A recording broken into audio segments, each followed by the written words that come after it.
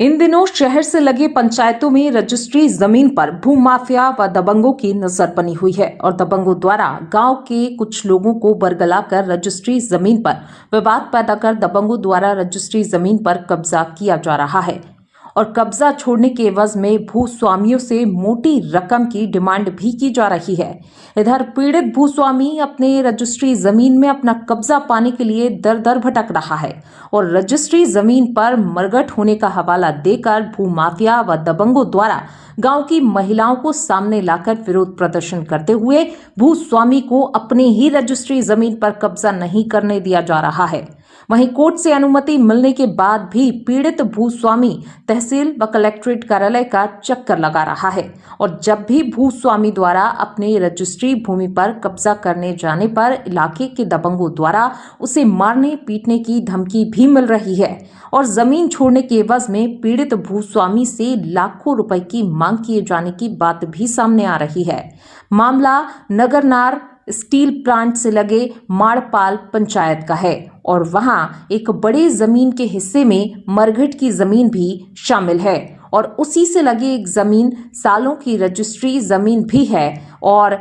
पीड़ित भूस्वामी लगातार अपने रजिस्ट्री जमीन में हक पाने के लिए सांसद बस्तर और जिले के कलेक्टर से मिलकर गुहार लगाई है और कहा है कि उसे उसके हक का न्याय दिलाया जाए। वहीं सांसद बस्तर और कलेक्टर बस्तर ने राजस्व विभाग को 1 सप्ताह के भीतर ही पीड़ित भूस्वामी को उसके हक की जमीन दिलाने की बात कही है। मेरी जमीन माड़पाल में एक ज़मीन है 1 एकड़ 20 डिसमिल की, ये खसरा नंबर 923 है और मेरी ज़मीन के बाजू में सरकारी ज़मीन है और उससे लगा हुआ मरघट भी है और मेरी ज़मीन में 2006 में रजिस्ट्री करा खरीदा हूँ और मेरी मिसेस के नाम से ज़मीन है आज भी रिकॉर्ड में।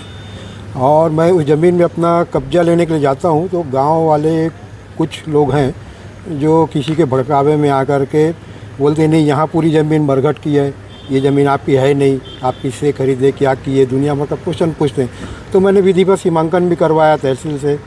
और तहसीलदार साहब वहाँ पर जा कर के वहाँ पर नाप जोख भी करवाए, सब कुछ उनको बताया गया कि भाई यहाँ तक ज़मीन इनकी ज़मीन है, इसके बाद मरघट की ज़मीन है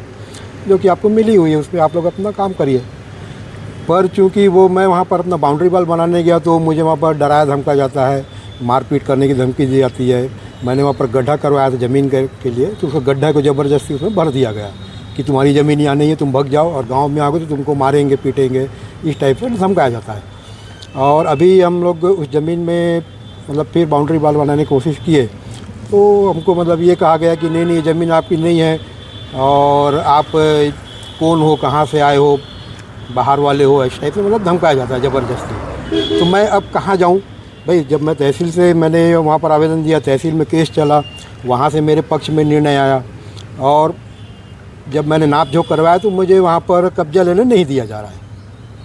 अब मैं कलेक्टर साहब के पास अपना अनुरोध लेके आया हूँ कि सर मुझे मेरी ज़मीन नाप करके दिलवाई जाए और जो कि विधिवत सब कुछ उसमें है ना, सीमांकन हुआ है, विधिवत रजिस्ट्री हुई है। तो मेरा विनम्र अनुरोध है कि मुझे न्याय दिलाया जाए और मुझे मेरी ज़मीन नाप के मेरी ज़मीन दिखाई जाए कि ये संदीप जैन की ज़मीन है, ये शमशान की ज़मीन है, ये सरकारी ज़मीन है जो भी वहाँ पर। तो मैं सर से अनुरोध करता हूँ कि मुझे मेरा न्याय दिलाया जाए। यहाँ के लोगों का मुख्य आधार जल जंगल ज़मीन बताया जाता है, लेकिन कहीं ना कहीं चाहे बंदोबस्त का त्रुटि हो या जो भी राजस्व विभाग के द्वारा त्रुटि के कारण बहुत सारे लोगों को अपने घर उजड़ने का स्थिति बना हुआ है। बहुत सारे मुझे भी शिकायत आ रहा है कि मैं 50 साल से रहता हूं लेकिन आज मैं वो दूसरे का पट्टा दिखाने होने के कारण वो खाली कराने का नोटिस दिया है, इस प्रकार से हो रहा है। और कहीं ना कहीं कुछ जगह ये भी हुआ है कि वो जो धारा 300 जो 89 जो धारा 89 के तहत जो त्रुटि सुधार का भी सरकार ने प्रावधान किया है, उसका भी दुरुपयोग हो रहा है। तो इस प्रकार के दुरुपयोग के कारण कहीं ना कहीं ये जो